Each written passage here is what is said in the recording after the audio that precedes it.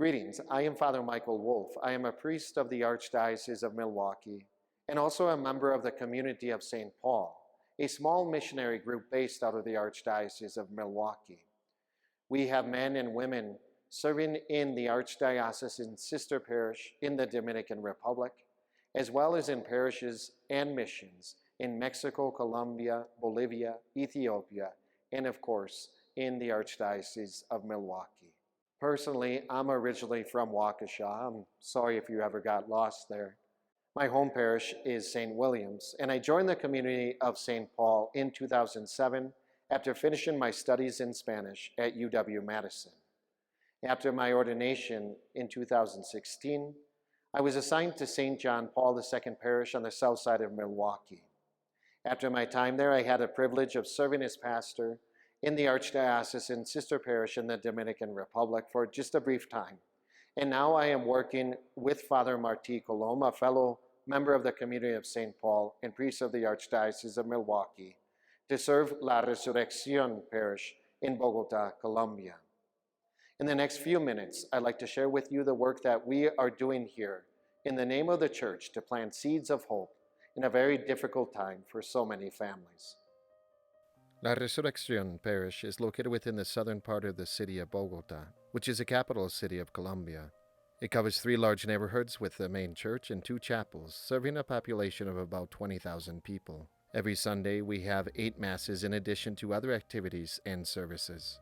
La Resurrección is a very large and very active parish with many devout families. We have a lot of activities in terms of sacrament celebrations, formation, prayer devotions, and social groups. There's a beautiful and traditional spirituality that is part of the culture here that provides for a richness and indeed a strong foundation for our presence here, pastorally and in our social outreach. Our pastoral work includes, of course, the spiritual care of the parish as well as social outreach to the many families in need. The southern part of the city of Bogotá, where La Resurrección parish is located, is the poorest area of the city. Most of those living in our neighborhoods are what one might call the working poor. To give you some idea, of the 6 tax strata in the city, we are stratus 2, which the government calls low. The men work in areas such as in construction, as taxi or truck drivers, security guards, and similar levels of employment. Generally, they do not have college studies. Many women work in the homes of families that live in the northern, richer part of the city, and also in sewing and shoe factories. This was, of course, before the pandemic. Colombia, and especially Bogotá, with its almost 11 million inhabitants, has been hit hard. Since most of the people in our parish work in the service industries, a stunning number of families have lost their jobs, even those that they had had for decades. There are more and more families who never had to ask for food before, asking for it now. And with scattered work available, some come to ask even for rent assistance, so as to not lose their homes. The official government statistics reflect this change. In 2020, the number of people defined as extremely poor, meaning having just barely enough income in order to eat, more than tripled in Bogotá. Such is the case for many families in our parish, who were defined before as poor, but now haven't worked for over a year. We regularly have people come and request prayers or even mass intentions for work for themselves or for someone in their family. In terms of education services, we have a tutoring program for children, which we have had to expand as more and more parents are concerned that their children are falling behind due to over a year of virtual learning, especially since many families don't have a computer or internet. We also have a scholarship program through which we are helping about 35 university students to continue their studies, many of whom are the first in their family to go to college. We have a sewing center that has become very popular. It provides not only an opportunity to learn a new skill and possible income, but is also an important means of social support for the women who participate. Once a woman told me, "Father, I look forward to my class every week. I work 2 jobs and this is the only thing I do for myself. It's like my therapy."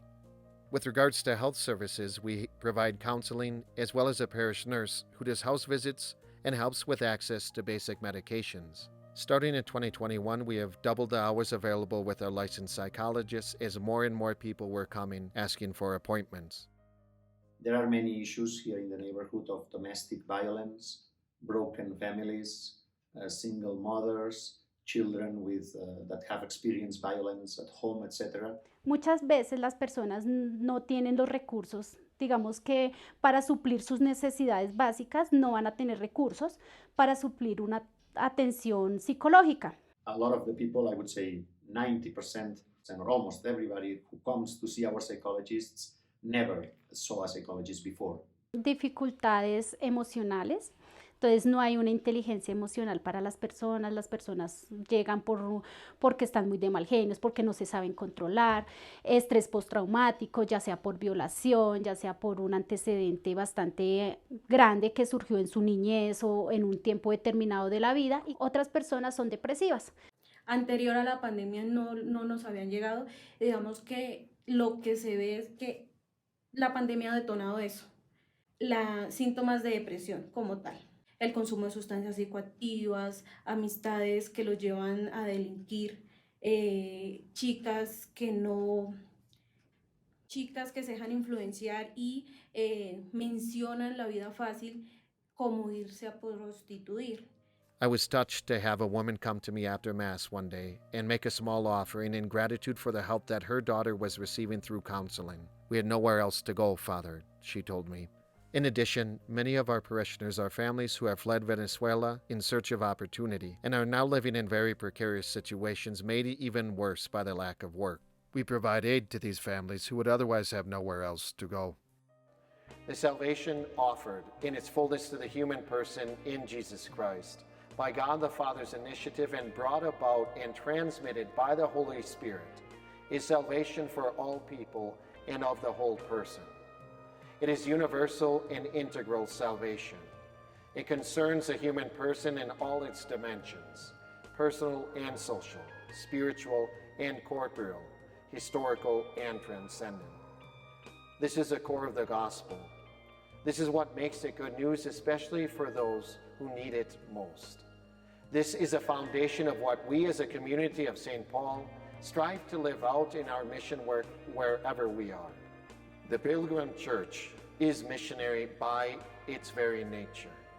As a church, we are most who we are as the one holy Catholic and Apostolic Church when we go out and preach and give witness to the gospel in concrete ways, especially to the poor and vulnerable.